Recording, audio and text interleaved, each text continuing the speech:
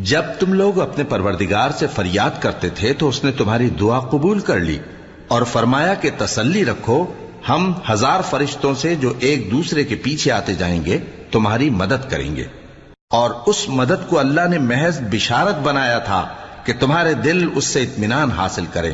اور مدد تو اللہ ہی کی طرف سے ہے، بے شک اللہ غالب ہے، حکمت والا ہے۔ جب اس نے تمہاری تسکین کے لیے اپنی طرف سے تمہیں نیند کی چادر اڑھا دی اور تم پر آسمان سے پانی برسا دیا تاکہ تم کو اس سے نہلا کر پاک کر دے اور شیطانی نجاست کو تم سے دور کر دے،